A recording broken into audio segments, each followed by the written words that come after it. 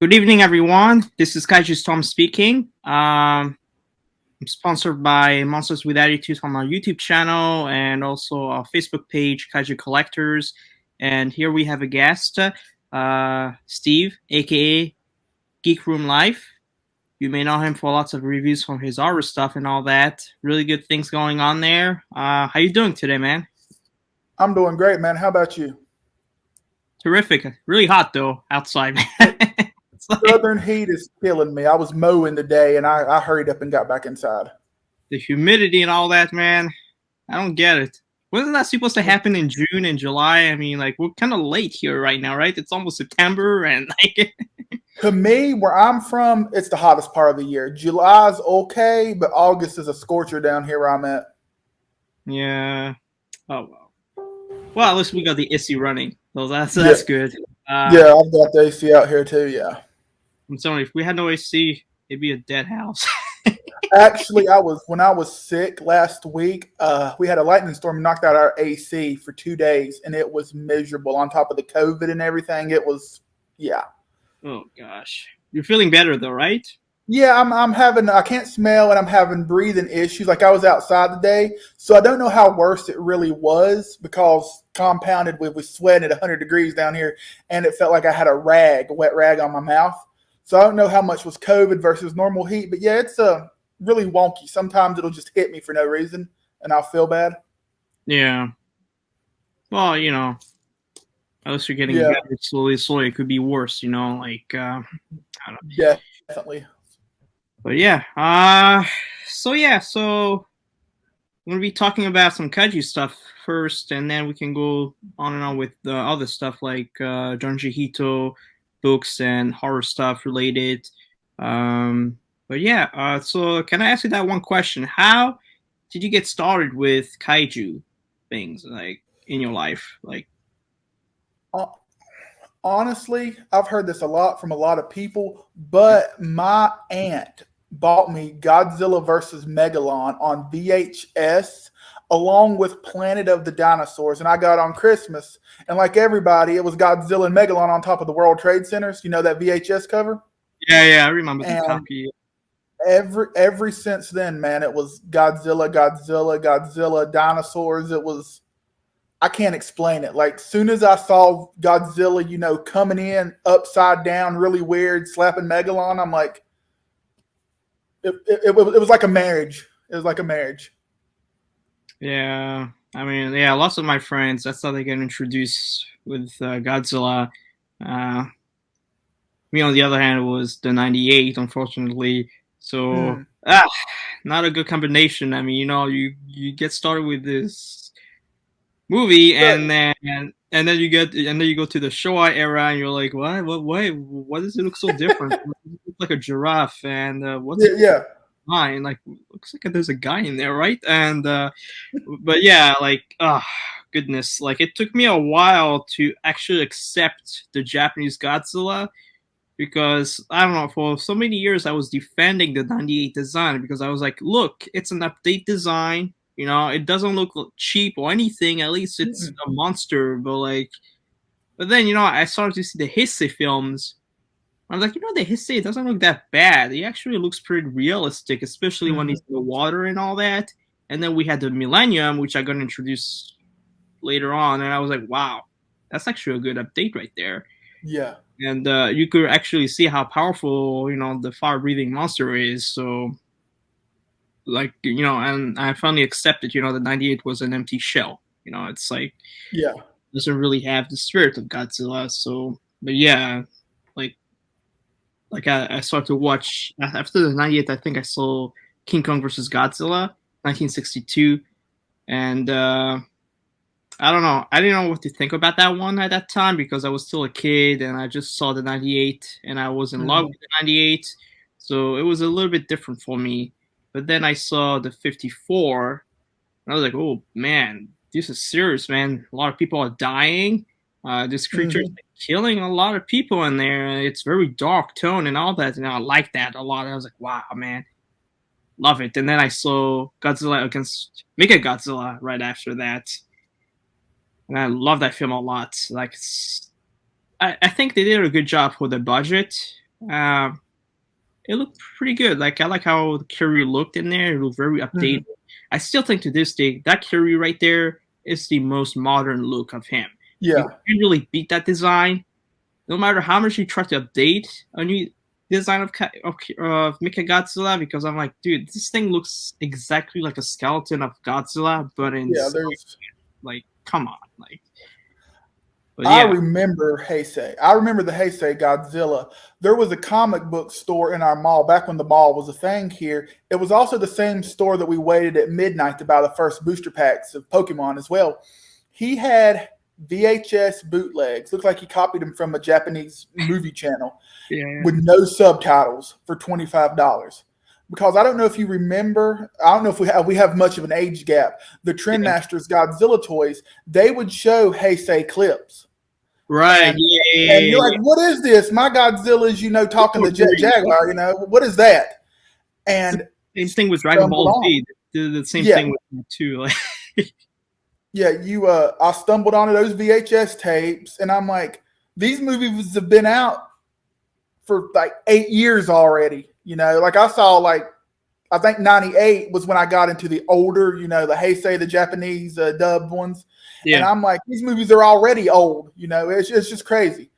But that's good memories, man. I'll never forget. It was almost like a backdoor deal back then. Oh, you want some bootleg movies? It was great. I know. I mean, yeah, I mean, no matter how you look at them, to other collectors, they may think it's silly movies, but like for us, it's nostalgia. It's what we grew up with. And, Mm-hmm.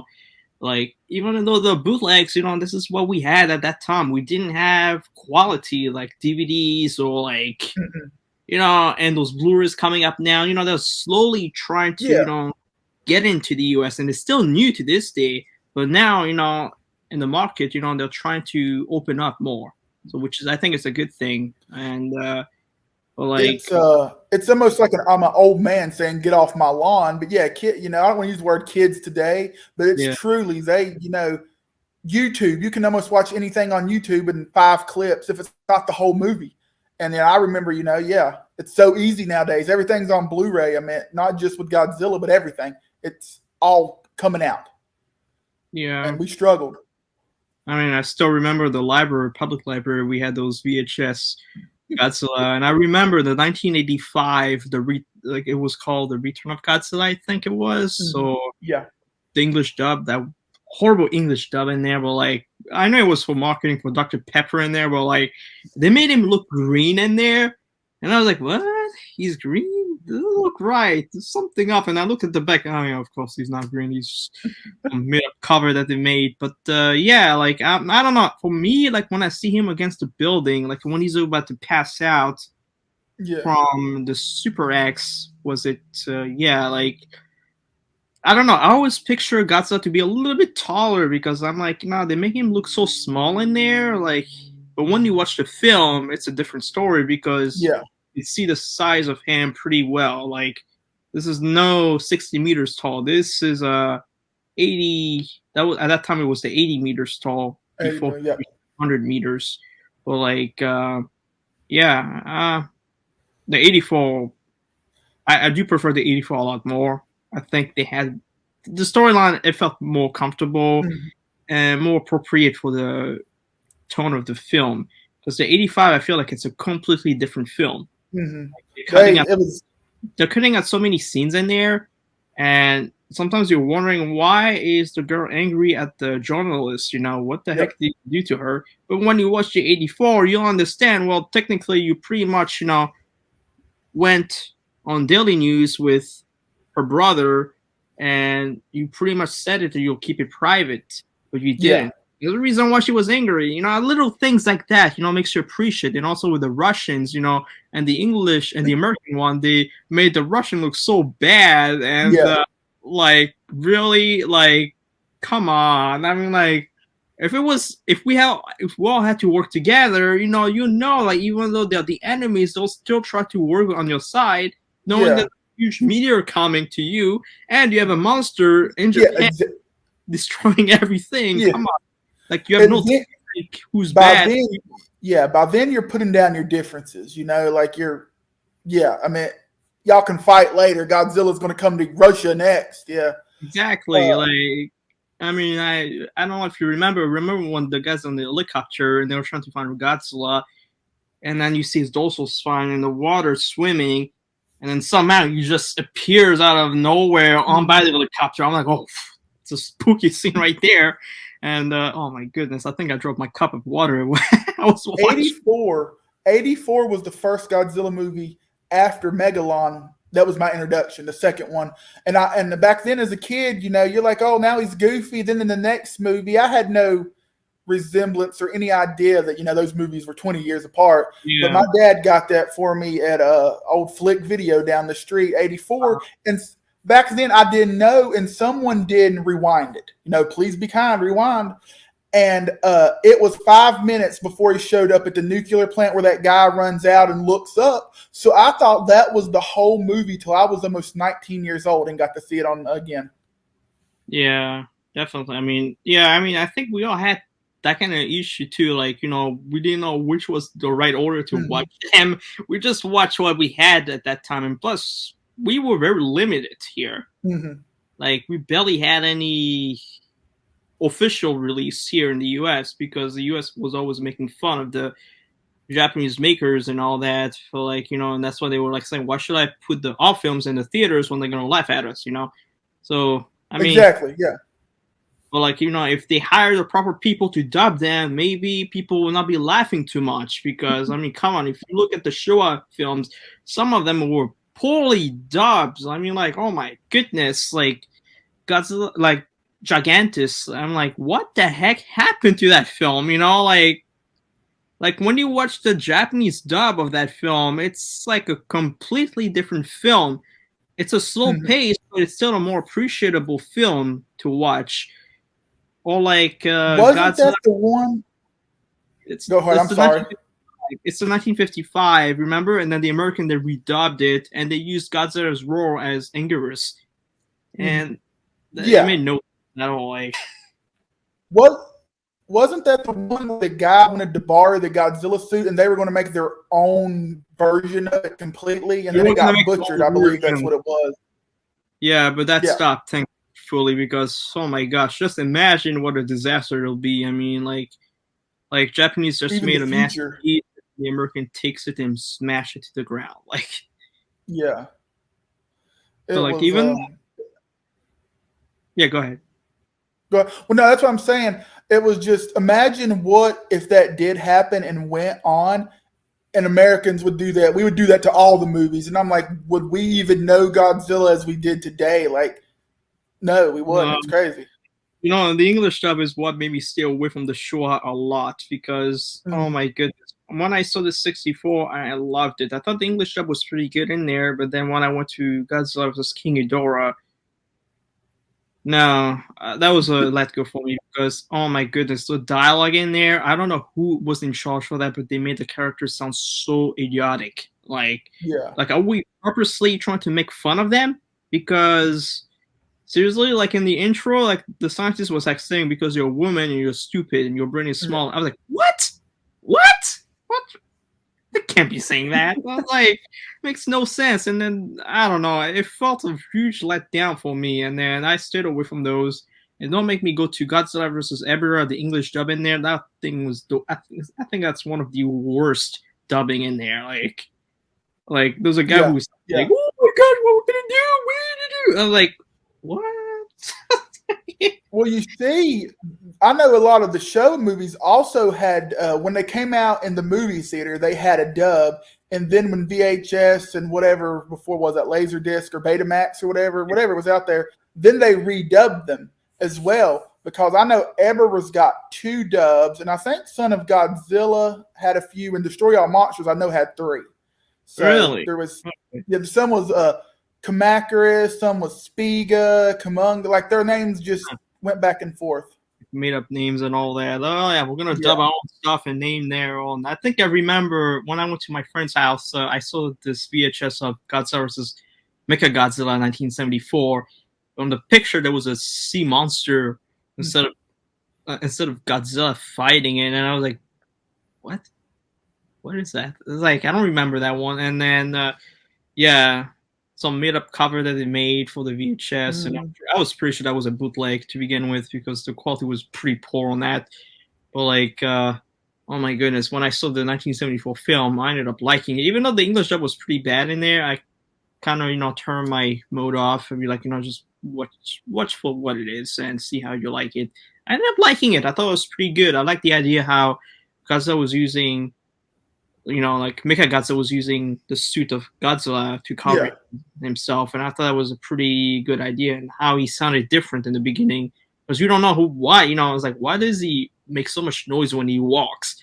Sounds like a machine, and then he's not roaring. It's like he's absorbing or making a vacuum sound when he's. It was so fun the first time you watched it too. Like you were confused as a kid, like what is going on? Like, no, this is not Godzilla, but it is. So what's wrong?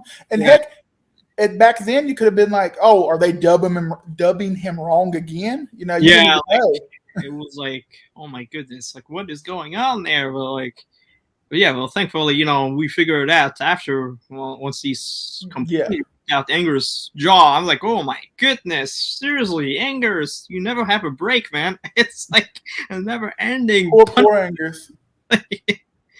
But a real quick note, again, I don't know if you were old enough to watch them. I know there's not a giant gap between us, but do you remember when Disney Channel ran the Godzilla movies like at 10 o'clock at night, and they were re-edited worse than American, to cut any violence or anything out? Like it was like 60 to 70-minute ones. I don't think I remember any of that because I didn't get cable till like 2006. Oh, wow. Okay. And then I came in the US in 2003. So like even before that, I had no cable. Okay. Yeah. This was late 90s, early 2000s. Yeah. Yeah. But like, I don't know. Like, I really don't like it when they're butchering a franchise, because I feel like, especially the Godzilla films, a lot of people tend to judge them before looking into the films.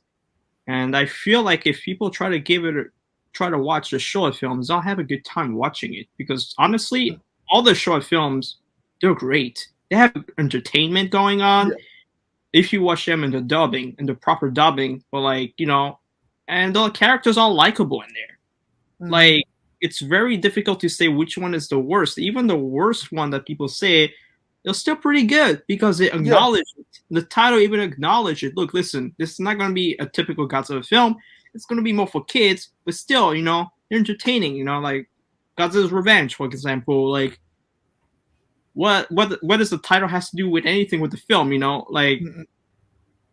I think, the film is pretty good for what it is. It's about a kid getting bullied and he's trying to fight his own battles. I thought that was a pretty good film for what. Yeah, it's a message for kids, Yeah.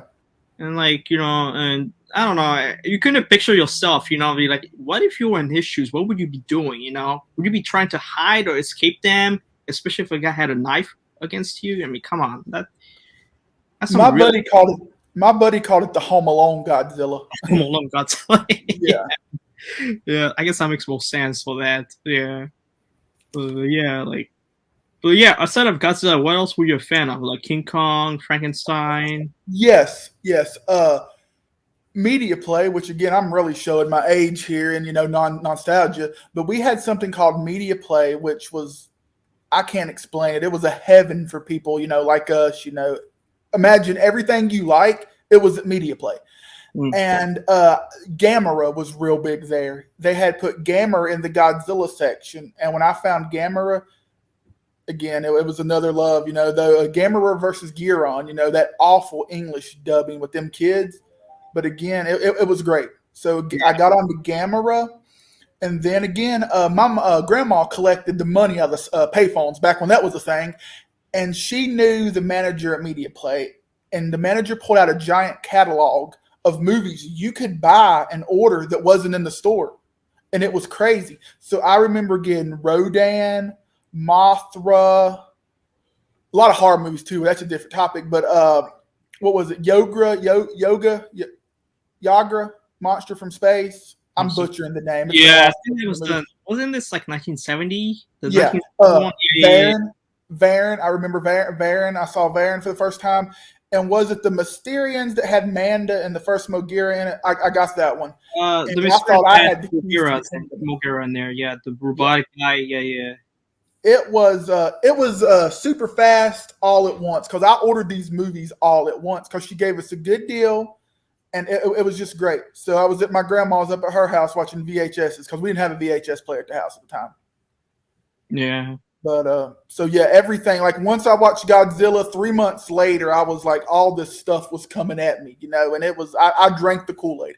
Oh boy, yeah. I mean, those were the days, definitely. I mean, like, I think I ended up watching all the Godzilla films, like I think very late, like I think 2012 was it. I started to give them more of a chance because I think I got introduced with Rich on his YouTube channel, Fresh Vinyl. Like man, Rich is awesome. Yeah, I saw lots of his figure going on. I was like, ooh, that's actually a nice piece that he has. And I saw this GMK gigantic that he had. Like, I'm like, whoa, that looks dope, man. Wish I could afford that. I don't think that will ever happen. Well, Rich, I don't know if he's going to watch this or he knows this video, but man, I love him, but you cost me a lot of money, man. I remember at the time when I started watching his videos, thank God, that's when Diamond first started doing all their stuff. Right, yeah.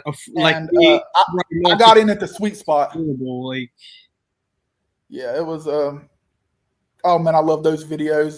Box Day. I mean, I use Box Day in everything, and I honestly think he could have trademarked that word. I've never heard the term Box Day till he got a hold of it. Yeah, like I remember sometimes, like, oh my gosh, and I still remember the 1995 Burning Gigantic Godzilla. My goodness, that video was a little bit out of control, but he did give entertainment going on, you know, like, I don't know. My girlfriend at the time, it was actually my fiance, she knew I collected. She had no problem because, you know, I had a really good job. But when she's like, I get you spending $100, but did you just drop $500 on a piece of plastic? now she misses that because now I'm in like Prime and Sideshow. Now she misses $500. $500 is like a payment now. But yeah, I remember. Oh man, we're going through like my golden years when you brought up Rich. Yeah. Oh yeah, definitely. I mean, I think the Gigantics still were at that time like 400, 500. Mm-hmm. Yeah. But then Diamond Select got their hands on some of them, and they were more affordable. Like some of them were like even at $399. Yeah. That was a few years ago. Unfortunately, now it's like 500 directly. I miss Diamond. Like, I mean, we've talked, you know, in Facebook messages about that was the regret of my life. You know, as of right now, my regret in life is actually selling all my old X Plus and all my gigantic ones. I've still got about 30 centimeters, and I just got the giant 54. But I was very stupid for selling them. Well, you know, they're very like. I mean, you know, those things are like more. You know, they go, how do you say that word? You know, like they're replaceable, you know, like things you could easily get them back if you work your way in. But like, you know, in a way, but I know some of them could be very difficult. Like some of them go for ridiculous prices right now. I mean, like, do I ever need to mention some of them, like Shin Godzilla, the 2019, or like those Gigantics are like a tough. What was it a couple of days ago? Somebody was bragging that they got the 89 for $1,500. I'm like, I sold mine for $7 and thought I made bank. You know, I should have never got rid of them, man. But like I said, Diamond was still a thing. Like I remember, Awesome Collector had all these Diamond figures listed. So I'm like, well, Diamond's going to do it next year. I don't care if it's got a light up feature. I didn't care. You know, the Rick stuff I did buy. I like the special pieces. You know what I'm talking about? Like the Oxygen Destroy and the Caesar, King Caesar statue. I like those, but the light-ups weren't a big deal. So I sold them like, we're going to get them back. Yeah. That's money. I do prefer that over light-up. Sorry. Light-ups is light-up. I'm sorry. It's sometimes, you know, I know for some people it's fine, but it will break at one point. And I have 3 light-up Ricks, and none of them light up anymore. Not knocking the company at all, but none of them light up or work. Yeah. And I was very grateful with the 84, with the Sakai 84, because the standard has also that nice blue color on its dorsal spines, which means, you know, I didn't have to worry about getting the rig for that. Yeah. But I'm like, no, I'm okay with the standard. it just looks as fun as the Rick, you know, no big deal. But like, I wish it could do some translucent light up, like they glow in the dark more often. Yeah, I think a glow in the dark would be awesome. better than light ups, because at least this will stay with you for a long time. Or even like the gigantic, I think that was a reshoot for the GMK.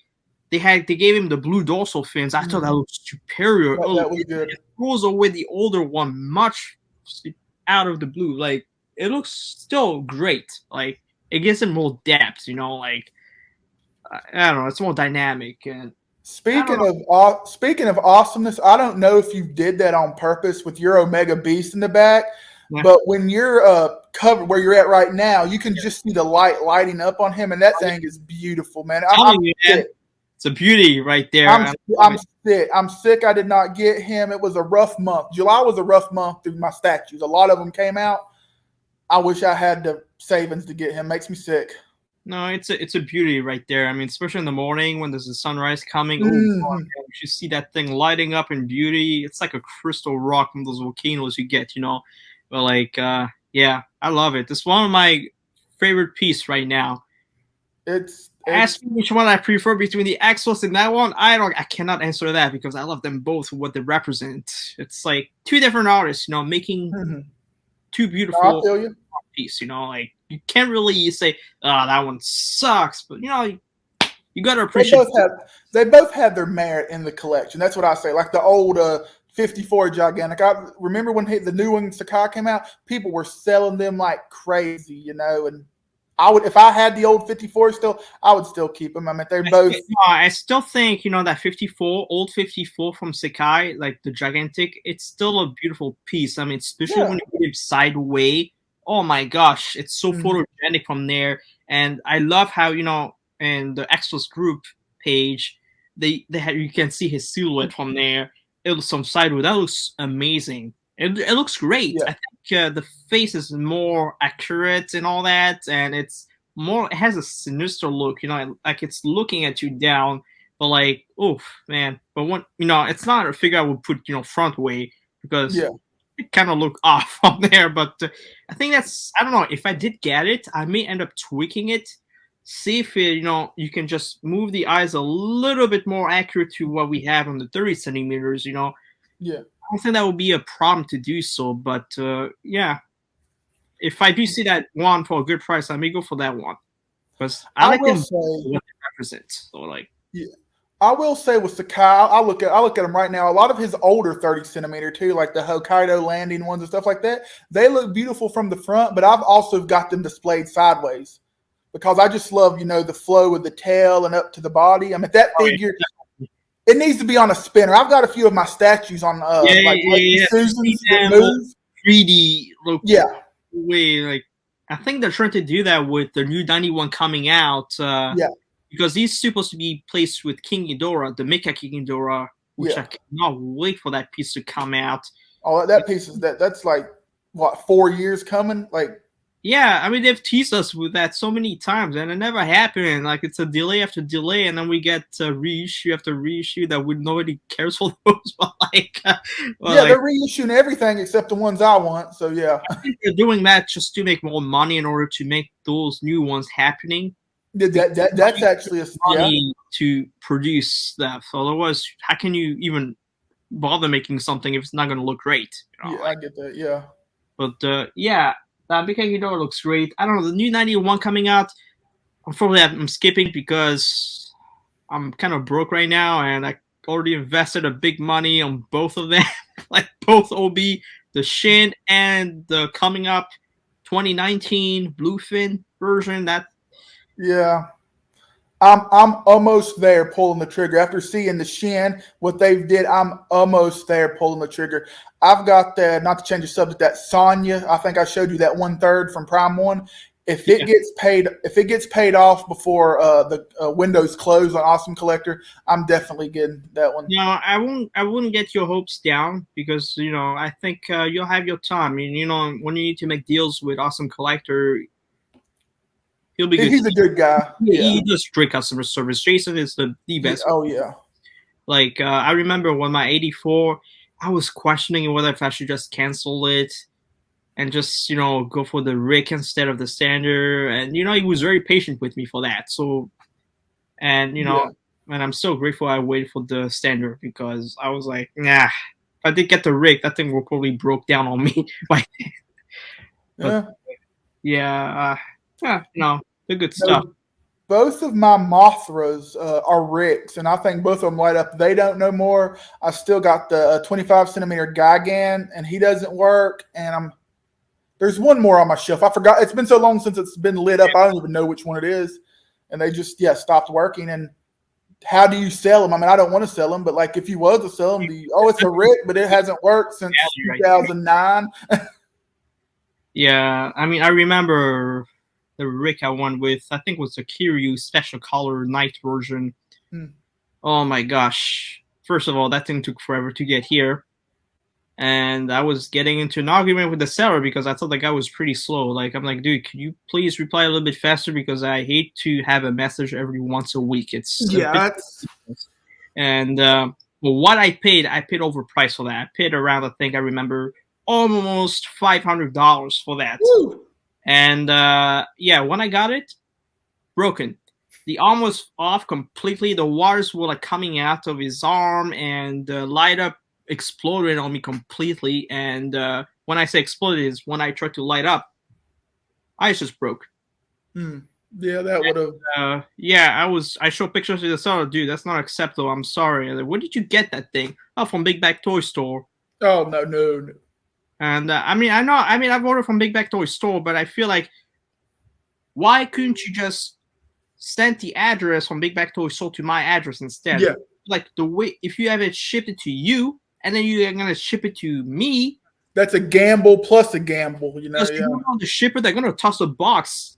They're not gonna be careful. When you say careful, handle with care, they're not gonna care. They just toss boxes. Oh, that makes them that makes them mad. There's a running joke, since my brother is a delivery driver, that they don't do it, but they think other people do. When you see Fragile, they do it on purpose.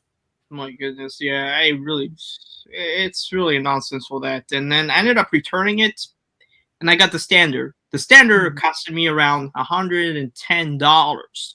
Oh wow! So that's, and I compared them to those two together. Like, I'm not missing out a lot here. Like, the paint is pretty much almost the same on that. Maybe 7% of slight difference on that, but come on, not worth $500 for what I paid for. Yeah.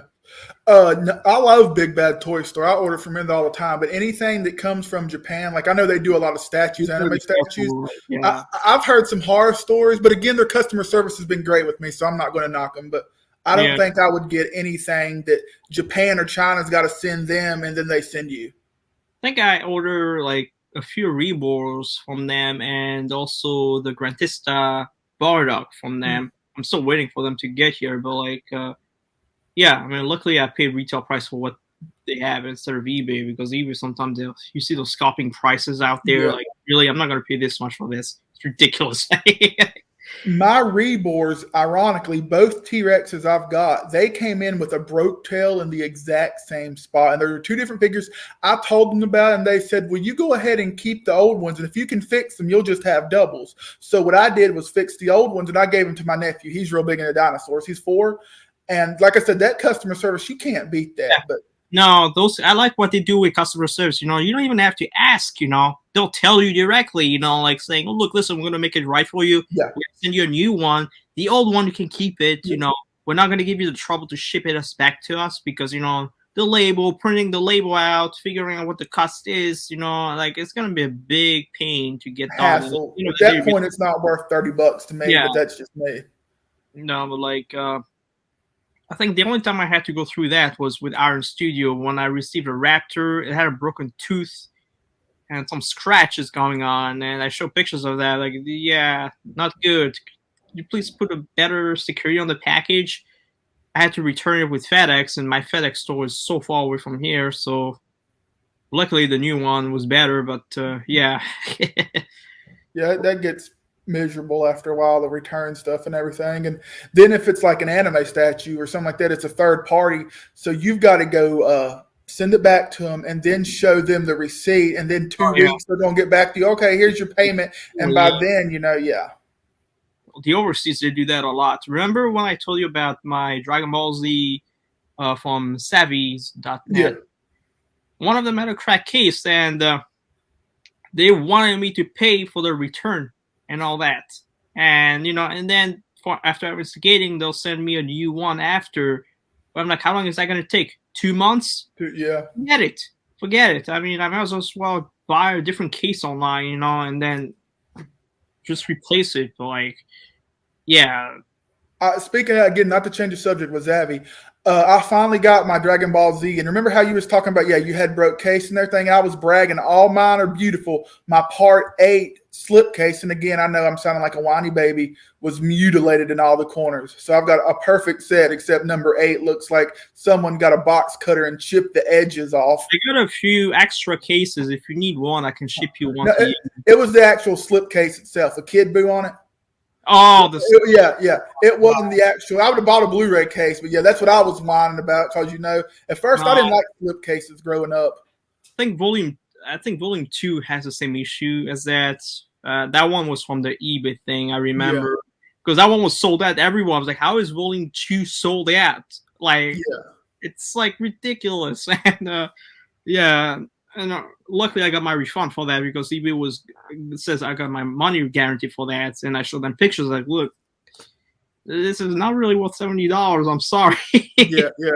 eBay's good like that if you're the buyer. I've been the seller, and I've got just a few pickety people for no reason. I even offered them a refund, and it was just miserable. So that's why I've stopped actually selling on eBay. Not to change the subject, but yeah, as a seller, you should always take pictures of everything you do, like shipping and everything, making sure you got a backup just in case a backfire happens, so that the eBay will also be on your side. So I learned that the hard way when I was selling out of print DVDs. Yeah. Before we move on, I know you've probably did it before since we are talking about kaiju. What is your favorite kaiju that actually has a figure out that you like? Tough question, man. Don't say Godzilla. Don't tell me Godzilla.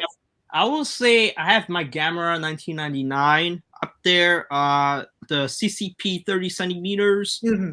I showed you pictures of that one before, and that thing comes with so much stuff. Like, he comes with a light up fist, and Iris's gore, and oh my goodness, it's a beautiful piece. And I hadn't repainted completely because I think it was very dark, that figure, and I was like, the sculpt was fantastic, but the paint doesn't really do him any justice. I think it was for a nighttime version only, so that's why it was so dark. But when I had it repainted, I was like, make it better than the 25 centimeters that we got now. Do that. Perfect. It looks beautiful. That's one of my centerpiece right there too. I think I will not sell that, even if there's a new 30 centimeter coming out. I don't think I will go for that. I think the one I have is still the superior one I have. And it nails a lot more than the Prime One Studio one, I think. Like, I keep looking at my shelf, and I know this is a really cliche answer, but I've got to say Biollante. Well, yeah. She's my queen. Yeah. I think we both had a hard time getting Biollante for a good price, right? Oh, my Jason, actually, yeah. Jason just randomly put like 3 on his site, and they were going for $600 and $700, and he put 3 on his site, and they were like, whatever MSRP, if they even had, like, it's like $350, $300, $399. Yeah. And I went and bought it, and then I wrote him and I said, this is not a missing picture. This is not the figure arts one. This is the X Plus. He's like, yeah, we've got some more in. Yeah, I see your order. You're getting an X Plus one. I'm like, that was awesome. Those, yeah, like I remember they were on. They were even on Amazon and Floss's Gift also, and because I think those were reissues from X Plus. But I skipped because maybe another time. I don't really have so much time together. And then after I saw the film, I was like, I need my own. And my gosh, and I saw those prices, ridiculous prices on eBay, like $1,200, $2,000. I'm like, I'm not paying this much for this. This is ridiculous. And the sad part is, I'm looking at it right now. I would probably pay about 5 or 6. Like MSRP, like even if they came out today and we didn't have one and they said, oh, this is going to be $600. I'm like, okay, she's worth it. So that price was phenomenal that I got. Yeah. Oh, yeah, definitely. I got my bounty, I think, last year from my admin from Kaiju Collectors Group. And the funny thing is, I saw a bounty on eBay, and I contacted the seller. I asked him, "Could you please ship it fast tomorrow?" And he's like, "Yeah, yeah, sure." And then I talked to my friend on Facebook. I was like, "Hey, man, I just got this bounty. It's so cool." And like, did you get it from this seller? Because that's me, man. I was like, really? Yeah, man, that's a small world right there. Like, but yeah, I got her for a good price. I paid like $500 for her. Yeah, that's still good, man. She's still worth it. Price with shipping, priority mail, FedEx Express, and all that. But like, and plus you got the eBay fees to deal with. So that's in a way, it was a good price.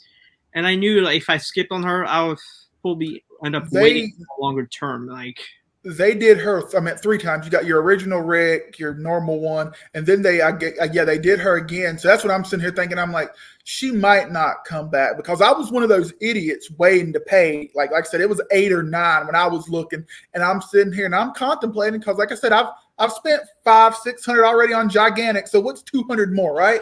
And then I checked Awesome Collector's site to see another pre-order that I was going to do, and it was like it was meant to be. Oh man, yeah. I mean, definitely. I don't regret getting Biollante. It's a beautiful piece. Mm. She's huge, and and I know if they ever make a 30 centimeter, it's gonna cost a fortune. Because I'm like, this is big enough for me. I'm okay with that.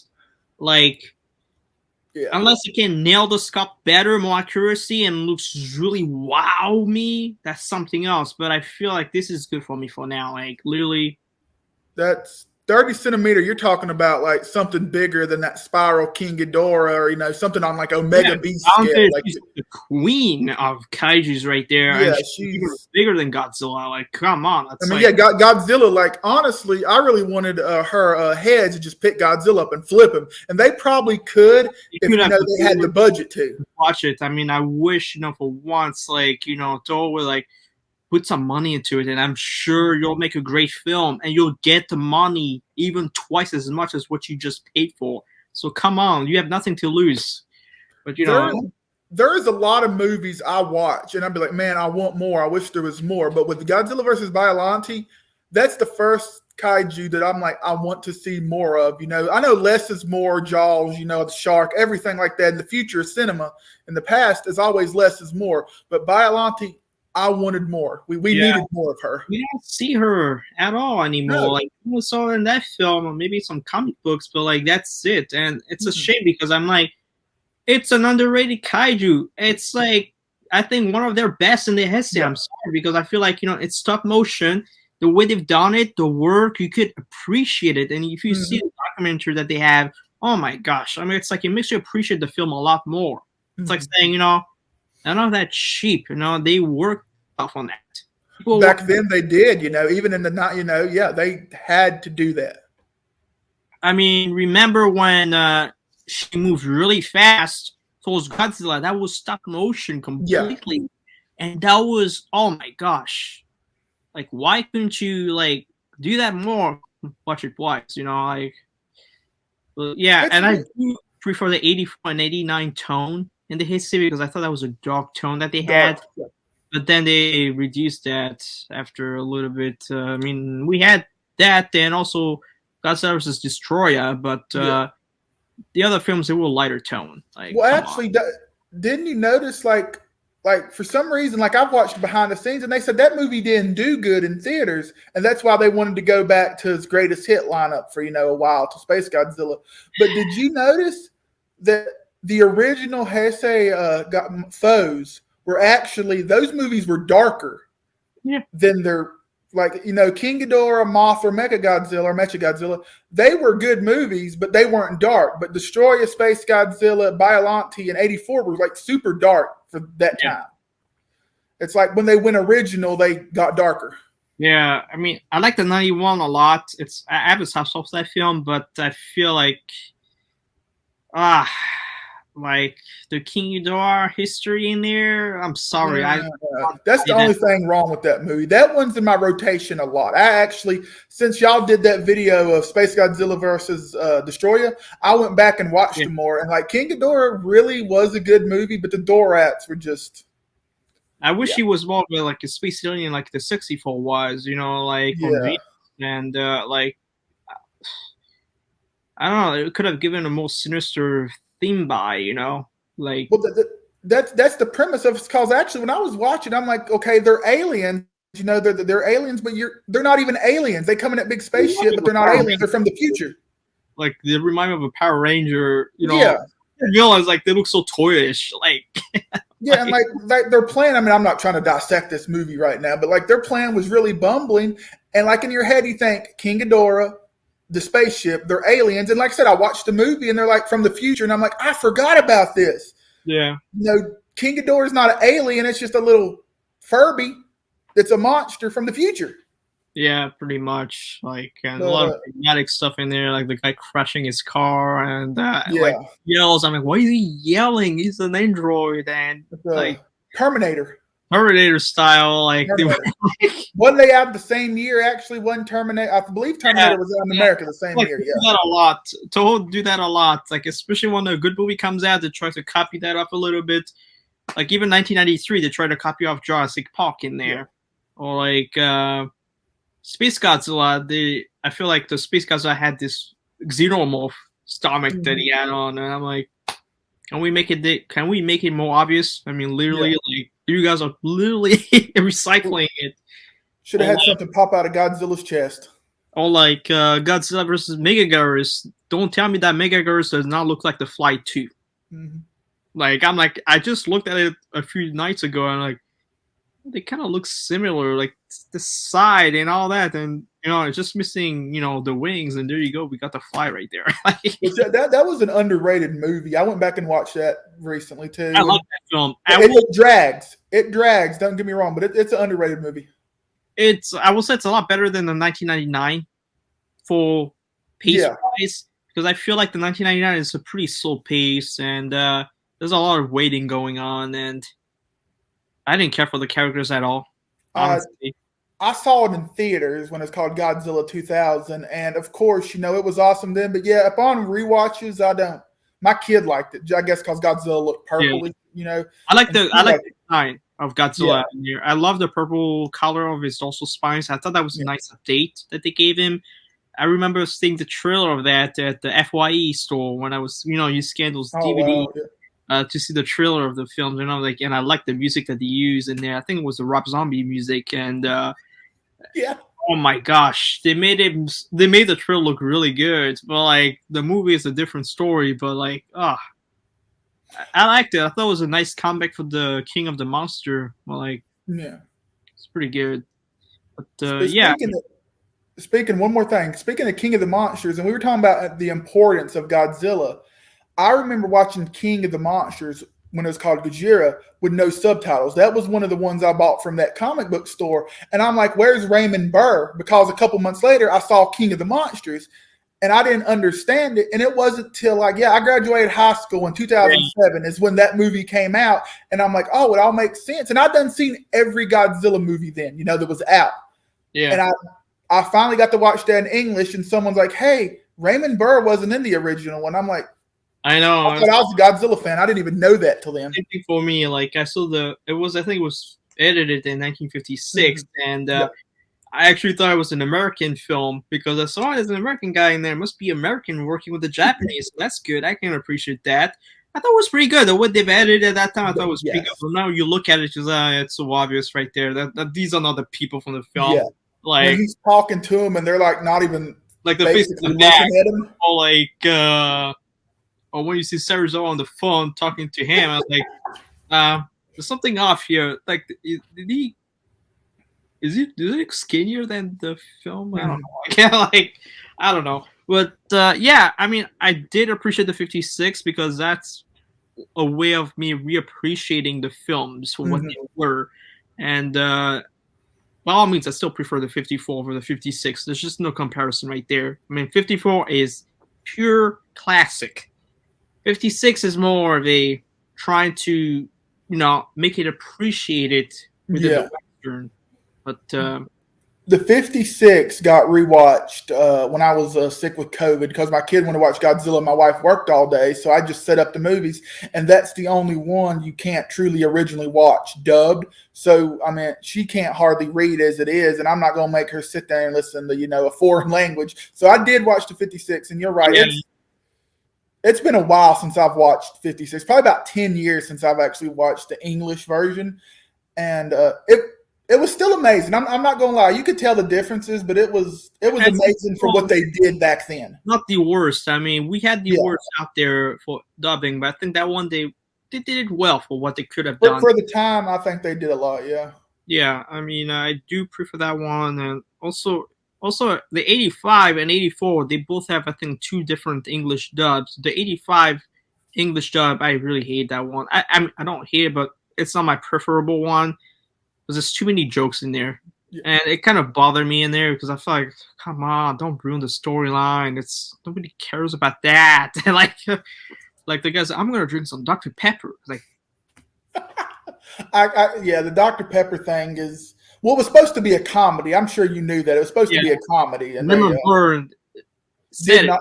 Yeah, if you do that, I'm not involved. Raymond Burr saved Godzilla, and that movie at least, because could you imagine? Saved the 85, I think, and his speech was very good. Yeah, he respected it. You could tell he respected it. He might have not, been an advocate for all the movies, but you could tell he could respect whatever the original 54, was going for. I mean, as an actor and as a human being, I think he was a good guy. He was a good guy. I mean, he's a guy who actually respected his films, and he's like, look, if you're gonna make this film and you're gonna make a mockery out of it, don't involve me. No, simple. Because I have the original Japanese 84 bootleg because there's no Japanese, unless you get the Japanese version with no subtitles. So I have I don't know if you ever heard of Showa Video. I have the Showa Video version of 84, which was a bootleg company that rose up before Godzilla was on Blu-ray and was making Blu-ray. So if I'm going to watch the English with my kid, I will watch the hokey Raymond Burr one, and then if I'm by myself, I'll watch the Japanese. Well, Kraken released darker tone. That's I did not know that Kraken released an English version of 84 with Raymond Burr edited out, and I watched that, and that was even. I thought it was worse than the Raymond Burr Dr. Pepper placement. Really? Wait. Hang on. Are we talking about the same one here? This one? Yes. I think that's the one I did watch. I'm not sure. I don't remember. It was a DVD. I bought it on sale at Right Stuff for like $3. But I'm pretty sure that has the English language on it with Raymond Burr scenes edited out. No. That's actually the Japanese dub with this is the Japanese version with the English dub adding on them. Okay.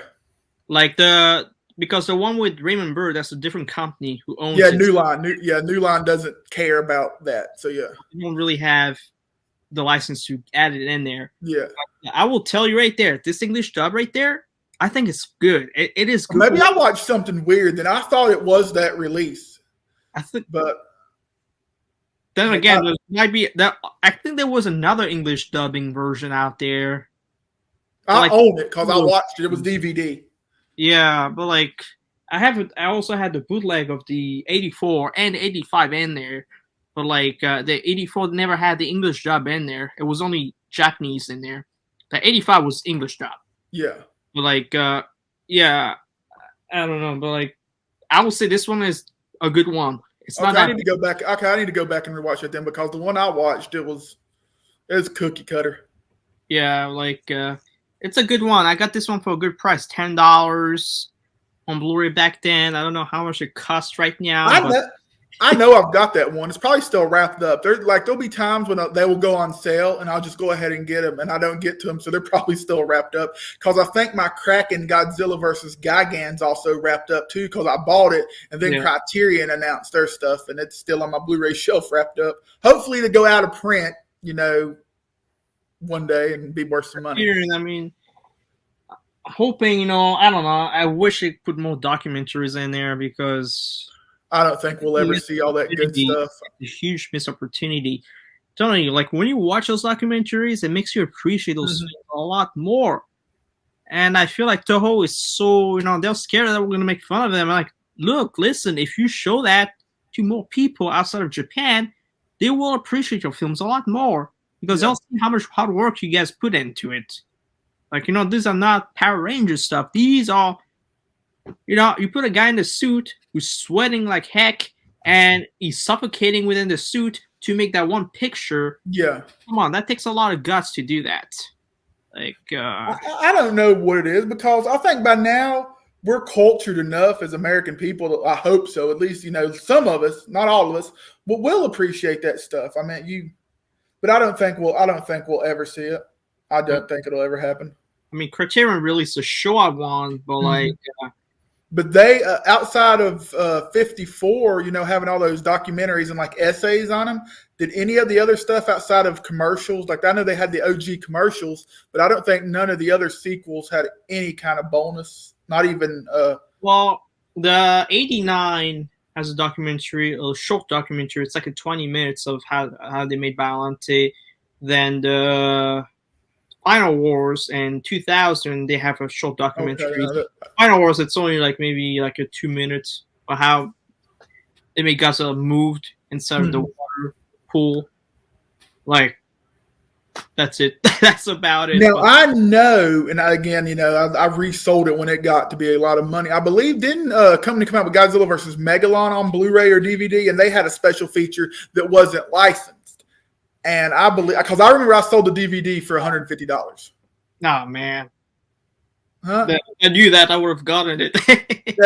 Look up later, just releases, and I believe it was Destroy All Monsters and Godzilla versus Megalon. It had like a 20-minute making of feature, and it was dubbed over. And I'm pretty sure they're money. I know the Godzilla versus Megalon was. I sold it for $150.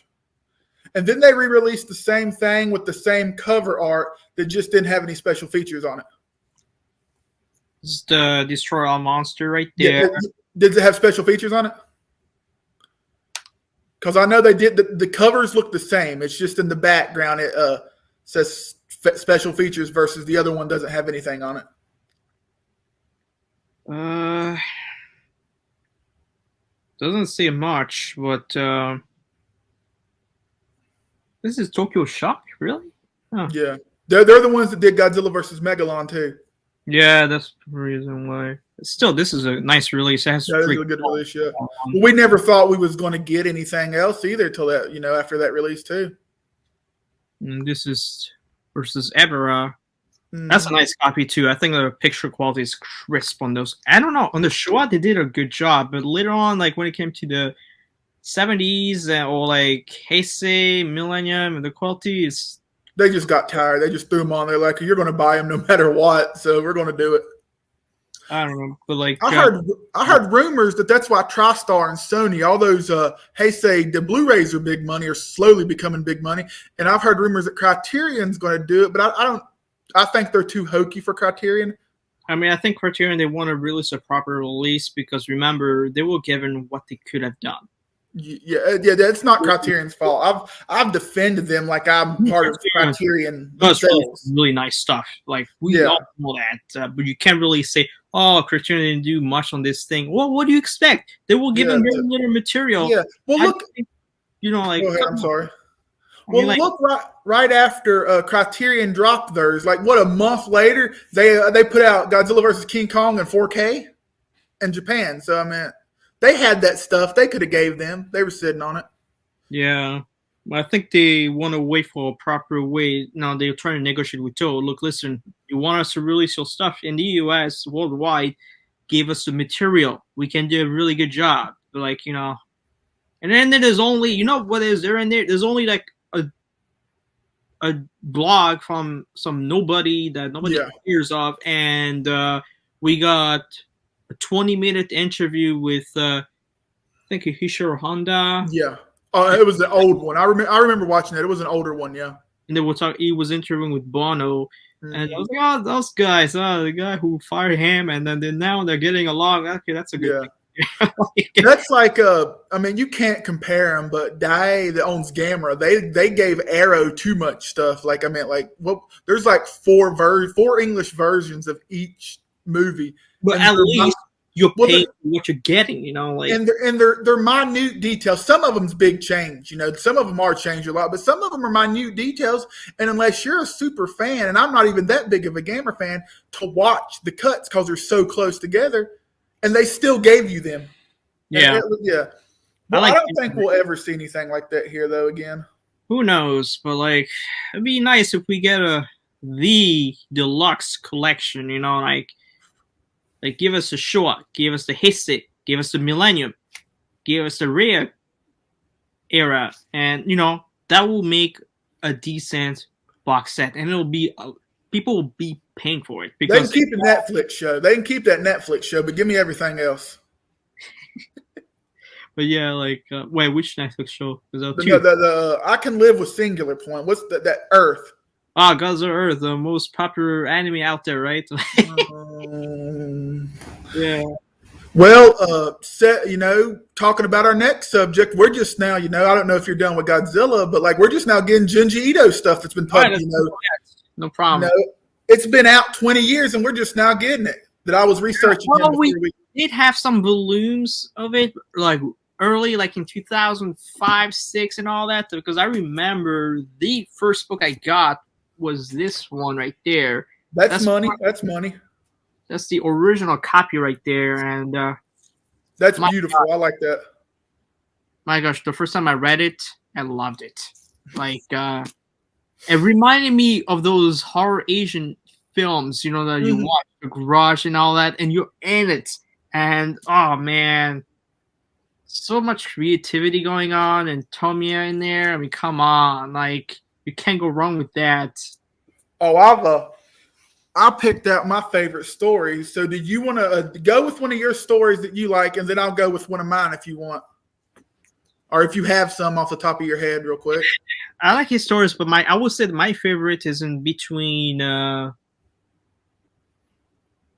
like Spiral. I like Giles. I like Tomiya is one of my favorite. I will say because I think the storyline is more, you know, there's a more proper story in there, like going like. And also, I got into this new one too. I don't know if you know that one. I showed you that one many times. That one. Go ahead. I'm sorry. Out of myself. To me, I wish it would go on sale. You know, Right Stuff usually is out of stock or something like that. And they're hardbacks. They ship them horrible anyway. I don't try to buy a hardback manga from Right Stuff. You're the one who told me to get the stuff. Yeah, but no, they ship their other stuff fine. You know, I'm not knocking them or whatever. But their customer service is awful. I'm not. Yeah, no, I know that. Straight up, tell the truth. I got something broken and they didn't bother wanted to refund me or anything. They said, okay, just pay for the shipping, send it back, and we'll pay you within a month. I literally told them, like, I called. I got a real person after I fussed so much, and I said, I will pay for the bubble wrap. Well, COVID. And I'm like, please, I bought DVDs from you, and I could throw them, you know, at the hot asphalt and run over them and them not break. So don't tell me, you know, if I'm ordering $400 worth of books, you put some brown paper wrapping in it. I hate when they're forgetting the slipcover in some of that. Like, come on. I'm like, why don't you guys have slipcover? Oh, because some of the stuff doesn't have any slipcover. But the original release has it. Well, see, you know, I don't think slipcovers was, I know this is a whole different story, but slipcovers I don't think was meant to be collectible. And now that they are, people want them. And to companies, they don't care. You're getting your product. We're delivering you your movie for you to watch. We don't care, you know.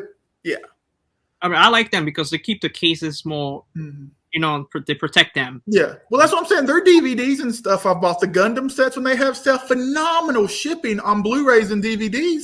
Books, I think it's almost like Amazon. You're going to get a book like this, like a hardback, and the box is going to be, I can't even fit my hands in the screen. And it's just, you know, I don't want it 10 out of 10, but I don't want nothing below an 8, a 7 if I'm paying, good money for it. Yeah, I don't know. I mean, but anyway, tell me, I've actually got some on my phone. Do you remember Glyceride, about the guy that drank grease, the little boy that drank grease?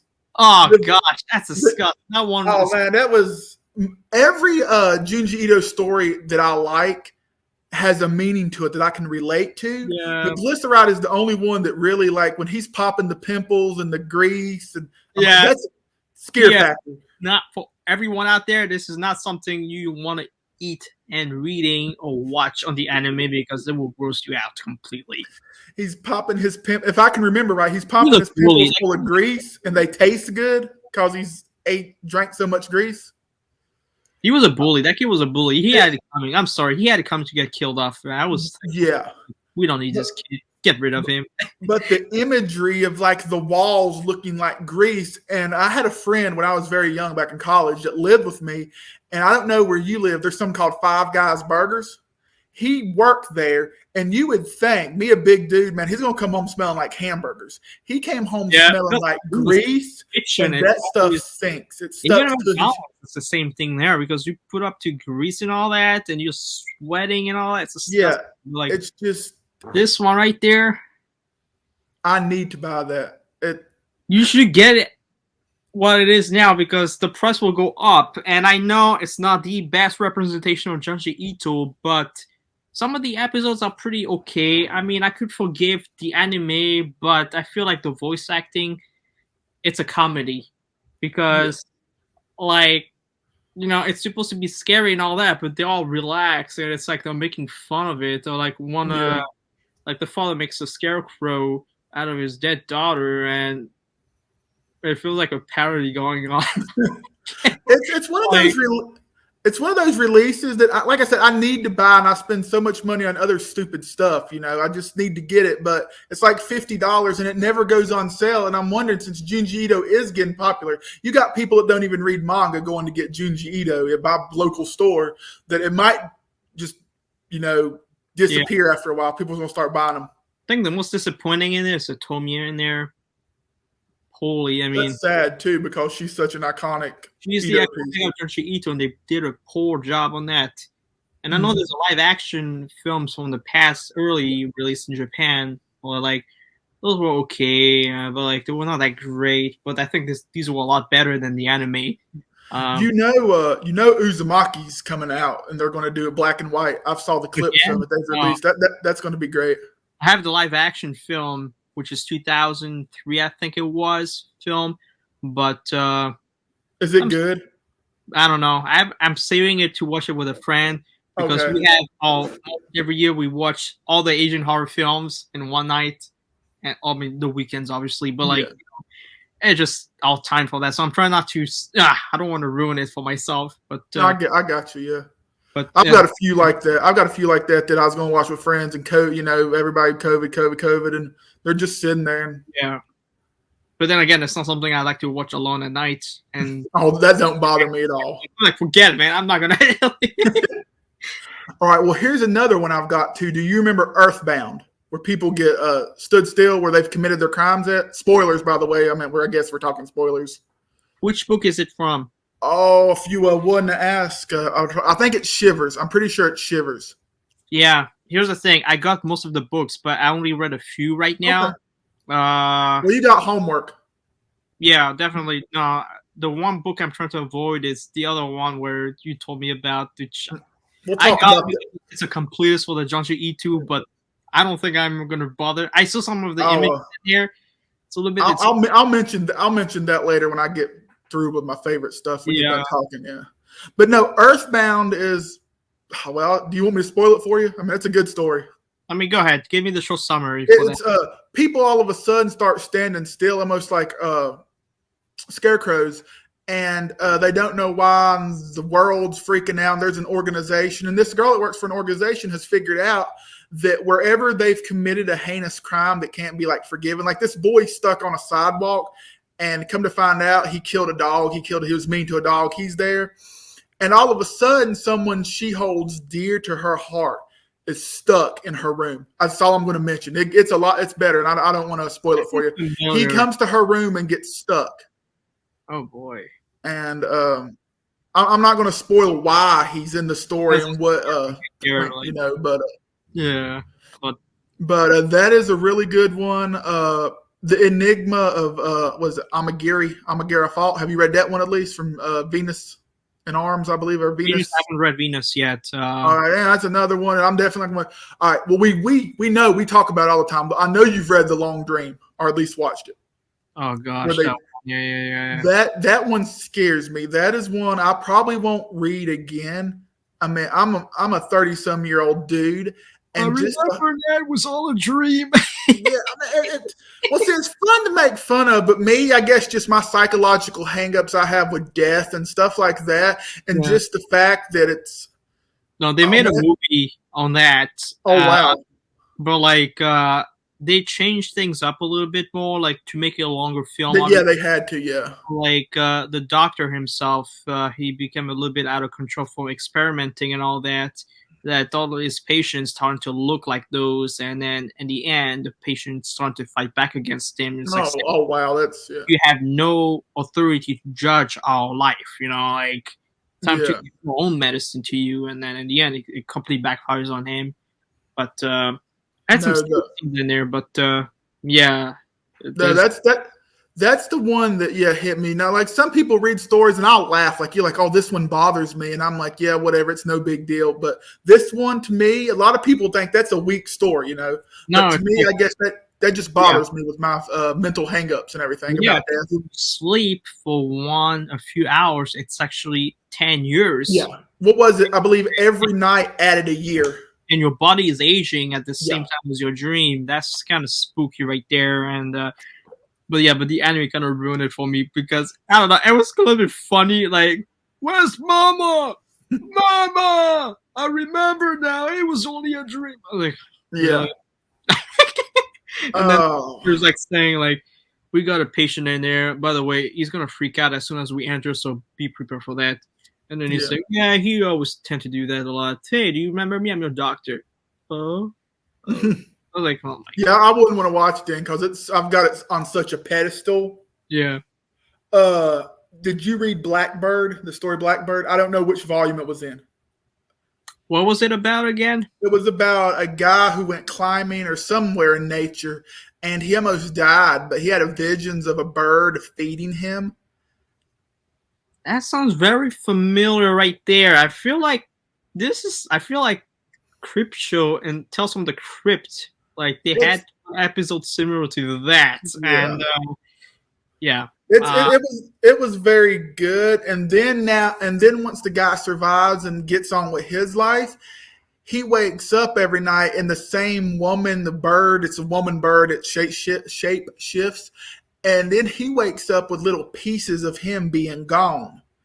Then come to find out, he thinks, like through all this, that the woman goes and pecks part of people to feed people in need, and that's a never-ending cycle. If she saves you, she's eventually going to come and take pieces from you to feed somebody else that's like hurt or in trouble. Yeah, so she's like feeding out from you, basically, like slowly and slowly. Yeah, and it's really good. It's spooky. It's not one, like The Long Dream that stays with you, but I vividly remember some of the panels.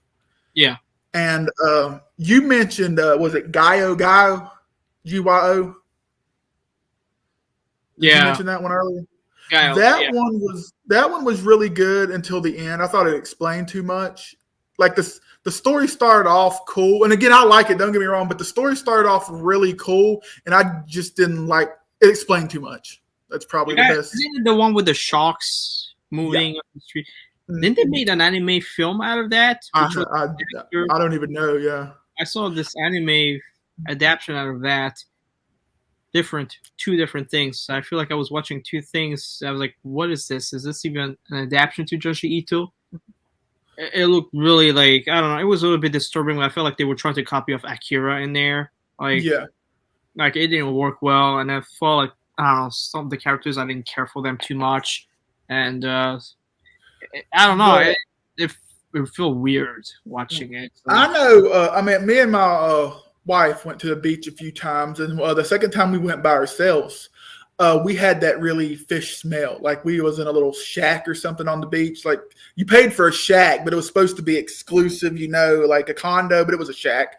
And we smelled that smell, and just, remembering, like how it was the breeze brought the smell in, and like it, it really hit until it got to the explanation of like why. I wish they just left it alone. I wish it was just animals with mechanical legs, and they never explained it. That would have been better to me. Yeah, because I think the whole scientists, they were trying to make something, and some about the World War II in Japan, and like it was a good story. What was it not that story? But the plot wise was like in the end, it's like, why do you have to complicate it, overcomplicate it? That's exactly what it was. Overcomplication, like, yeah. And Uzumaki was a masterpiece. I know that's everyone knows Uzumaki. It freaked me out when I see the father trying to be like a like, no, that's Spiral. That's Spiral. Yeah, never mind. The Spiral thing when he tried to use the show. The houses too. When they started building the houses in spirals, that was really cool. Oh gosh, yeah. And then the girl, she recognized one of the characters, and then, weren't you with us before? Oh yeah, you've grown up so much. I lost my mind since then. By the way, yeah. But, I'll say the part about the flying boys, with the wind or whatever, that was a little corny. I could have did without that, but I can't knock the author. It was what he wanted to do, but.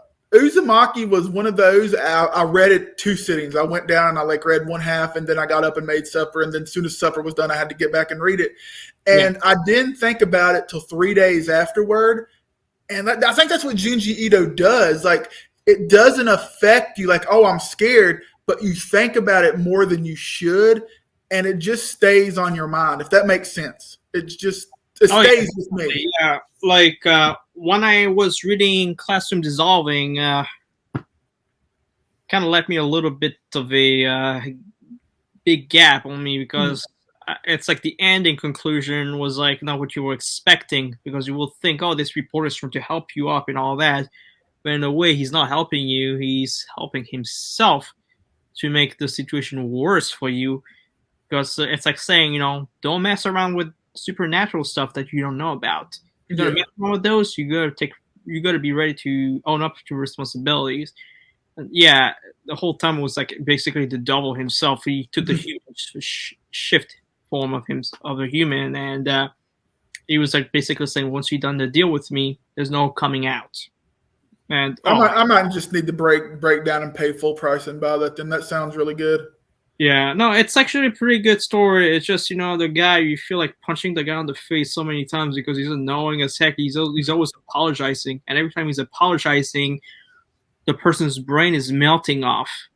And he has a crazy sister who's completely lost her soul, and she's like drinking the brain juice of that. She's feeding off of that, and she's complete crazy. And that's what you think. Well, the guy doesn't look evil. He looks like a nice guy who's trying to escape it, but no, he's basically on for himself. He's an idiot, But, so it's the Dissolving Classroom, and I haven't read Remna yet. Like I said, I've seen it before in my bookstore, and I haven't read was it Remna Arenia yet or whatever it's called. Rome. The red.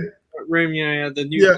Well, see, I mean, and again, it's a stupid thing. It's like, for some reason, it's the only Junji Ito hardback that's like $24, and it's it's so tiny, and I'm like, Books A Million has a buy two get one sale, and Barnes and Noble has a buy one get one sale, and they haven't had it any this year yet.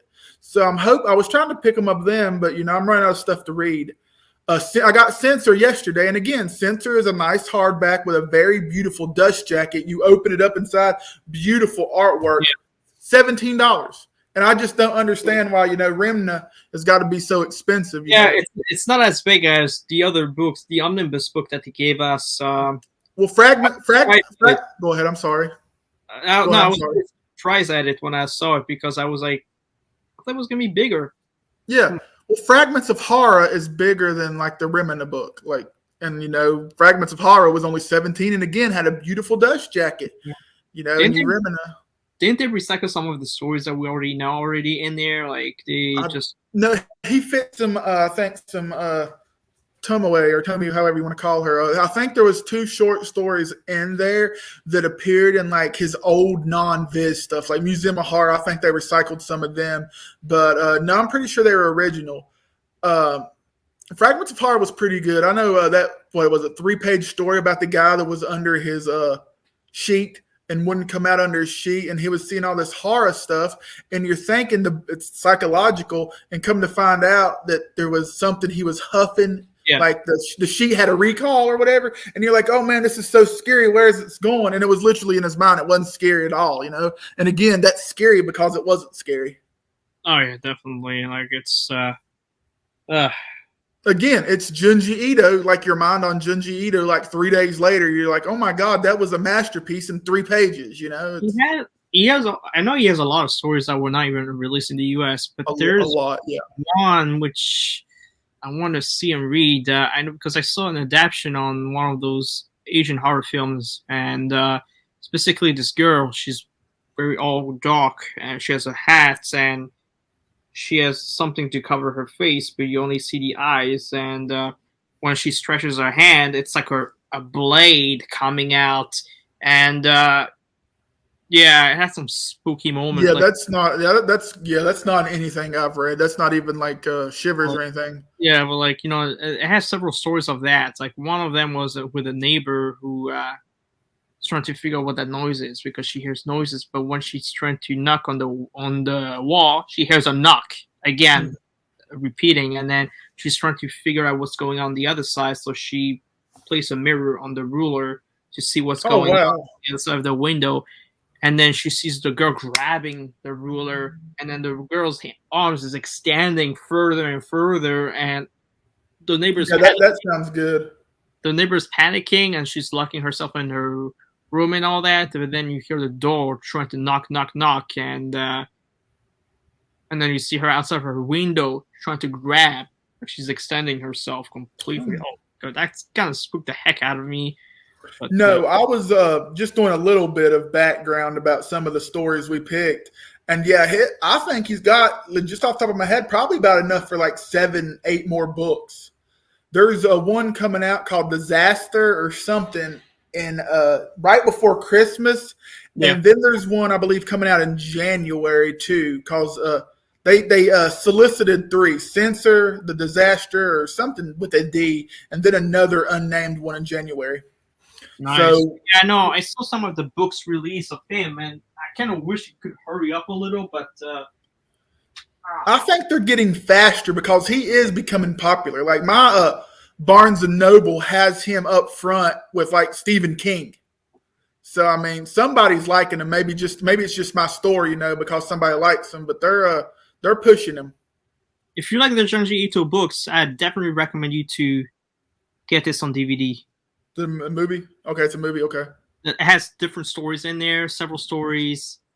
It's cheap on Amazon. I think it's like $20 for that. But yeah, oh man.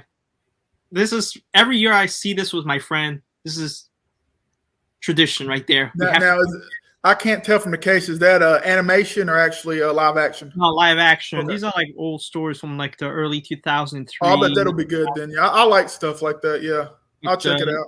Yeah, it's pretty good. I mean, you got. Oh wow! Yeah, that's a lot of them. Yeah, holy crap! Yeah, that's a lot of them. Yeah.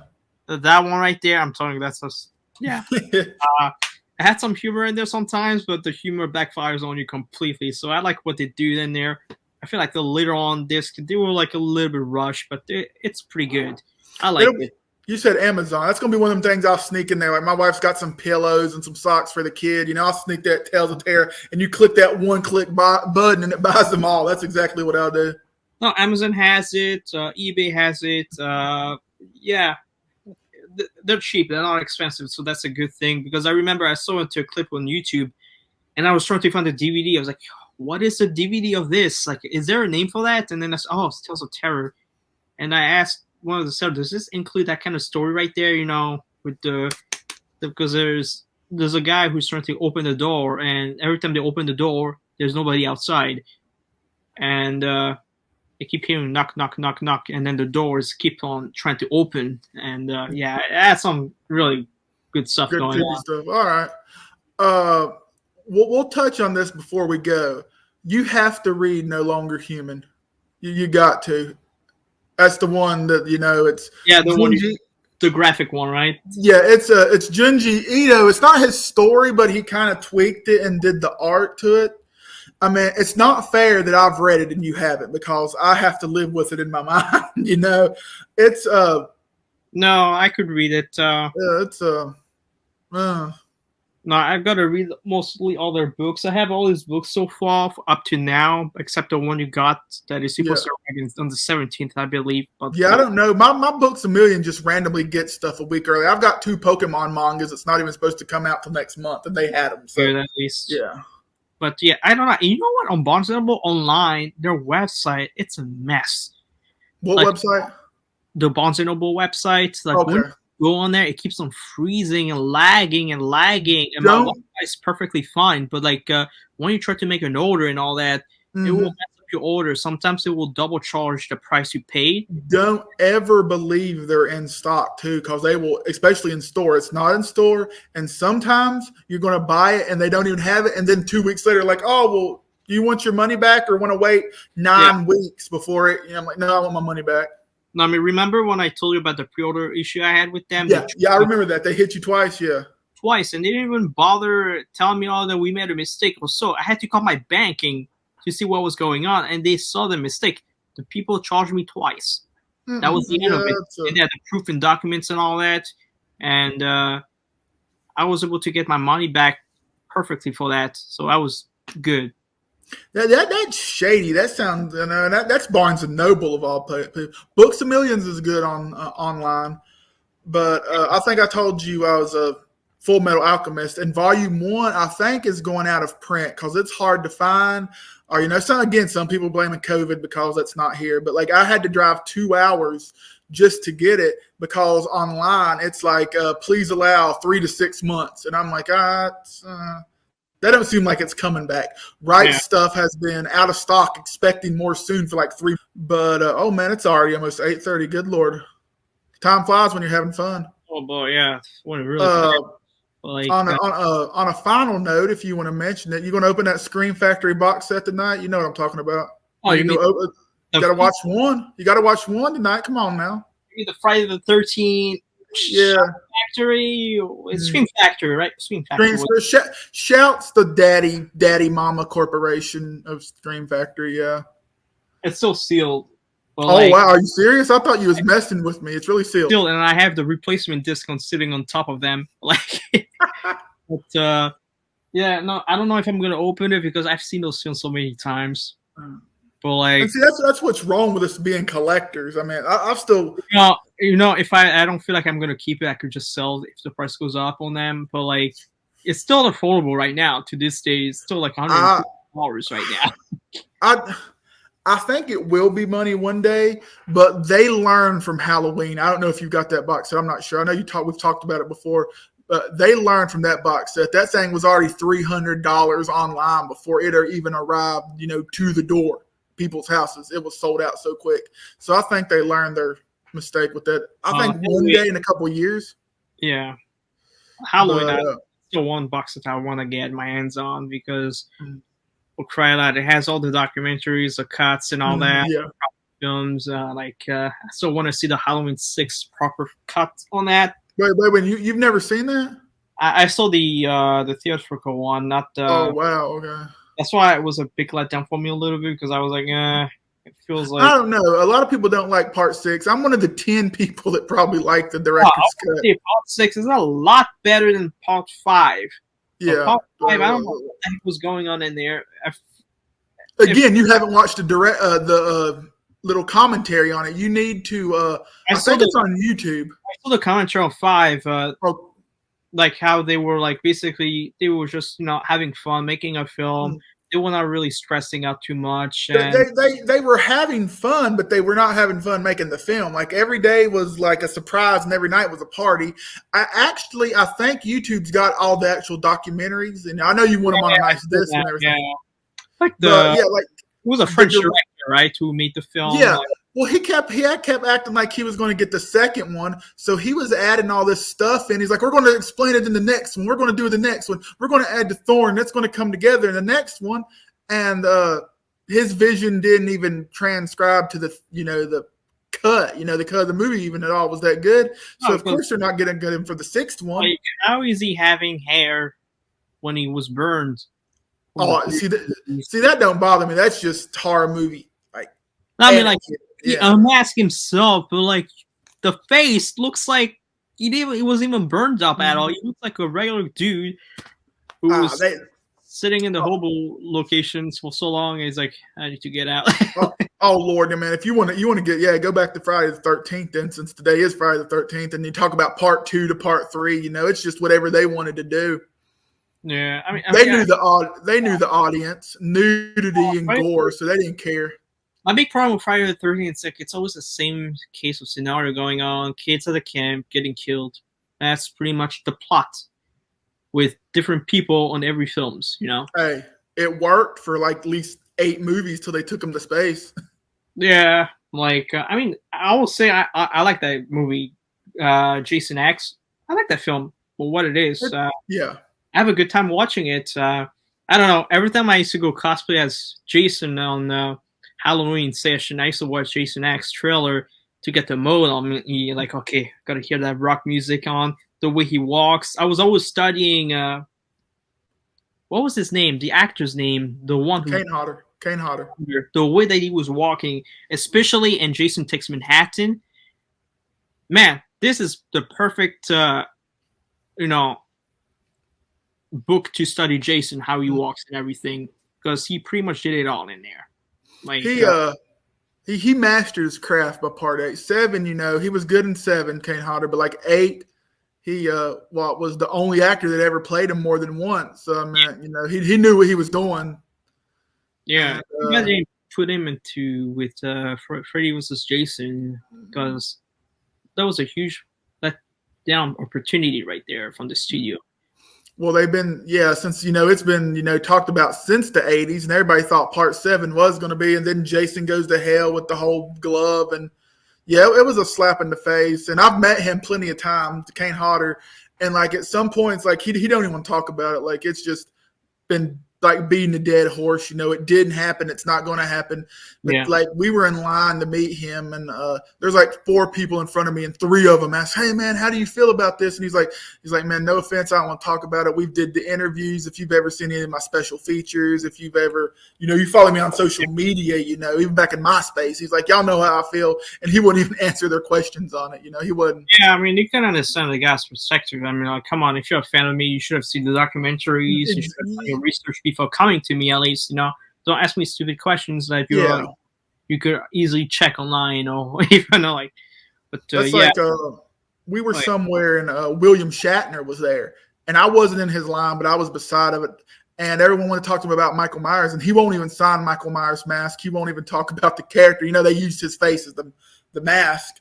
And like it was just funny. He was yelling at somebody, and I'm like, man, this dude just paid $100 to meet you. You won't sign his Michael Myers mask, and now you're yelling at him. I'm like, man, come on now. That's kind of harsh right there. But again, if you're a fan that much, he's not. I think now he jokes about it, but back, a couple years ago, he was a little butthurt about it. Yeah, I mean, I think also with Friday the 13th Part 2, like. Because remember, the one that was actually casted on the titles and all that, he only did the window scenes only. And he had to do that scene 20 times because he couldn't do his own stunt. And he said he was a stunt man.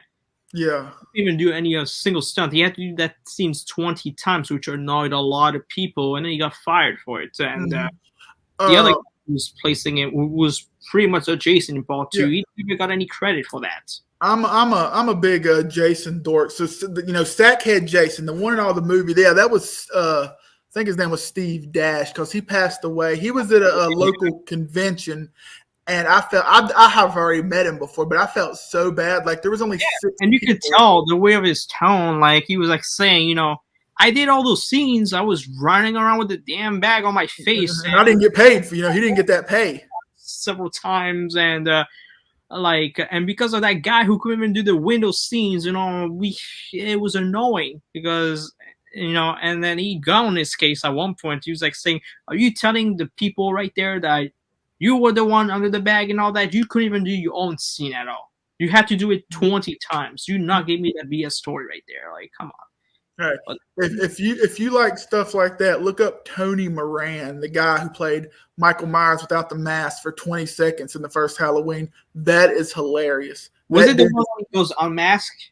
yeah, that dude is crazy. You need to look. Just type up Tony Moran, I and you'll saw see. pictures of that when he goes Luki or Cuckoo in there. I was like, oh my goodness, that guy looks like a loony in there. He was using very vulgar language, and he was starring rumors about Jamie Lee Curtis and everything.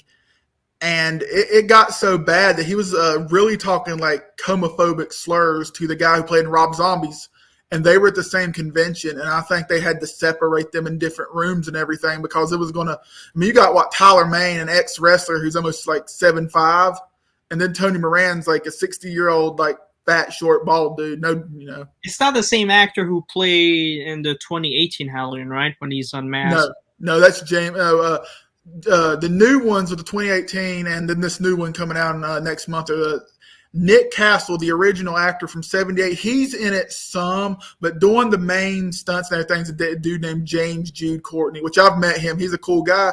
But again, they got another really older guy to do it, so I didn't understand that. But he's a cool guy. Like, I've got some autographs from him. He's cool. The thing with Michael Myers is that they could never get the mask right after Halloween 2. Like, I don't know what's going on with Halloween 4. The mask looked awful. It looked like those cheap masks that you see at the Halloween store that you don't even want to buy. I kind of like that a little bit. Like, he was just in a hurry and he had to grab a mask. But I also understand a lot of people wanted to keep it. Like, it made him look like a hunchback because when he's just standing on the road, it looked like he had his shoulders up. I'm like, what? Like, he had pads in his shoulders, and I don't know why, because George Wilbur, the dude that played him in 4, that came back and played him in 6 again, was a big dude. He just didn't have broad shoulders. So they had shoulder pads.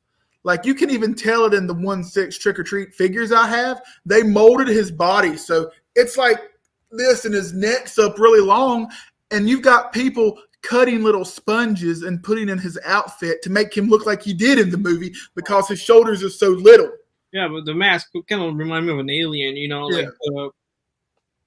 a little bobblehead or something like that. I remember, like, as a kid, I used to like those a lot because I thought it was just covering like his side of his face, not fully. I thought the hair was his hair. His own hair, yeah. Sometimes I think it was Halloween 5 that kind of did the trick for me because sometimes you see the neck. Yeah, I mean, you see the neck coming out of his shirt and all that. But like, I was like, okay, so this is only the side face that he has it on. So I molded a mask on my face and all that, and I painted the eyes to make it look like the Halloween 5 mask. But like, then I found out, it's a whole mask the whole time. Great. What a waste of work. No, I remember when he took his mask off, he was crying. It looked like he had a ponytail. Yeah, he was a Native American. He looked he's a. I don't know. Burning patches on his eye side. I'm like, you could have shown us the whole thing. At least it could have given us more depth on the character, because you could barely see anything when he's unmasked. It's only like the eyes. That's it. Yeah. I like them all. Maybe it's just because me growing up in that time period, the VHS time period. But yeah, 5 is not one I watch every year. I didn't watch it last year. I might do it this year. Like I said, I've got some time coming off, and I'm like, what the hey, I'll do it. Yeah. But it's definitely one I don't watch every year. That, and I haven't watched the one with Busta Rhymes. I don't even want to talk about that one. I haven't watched it in probably 6 or 7 years, and no, it's just an awful movie. I mean, they're bad and good ones. I mean, that's what happens when you make a franchise and you get the wrong people to make the film. Like, seriously, some of the things you look at the directors, they made like 2 films.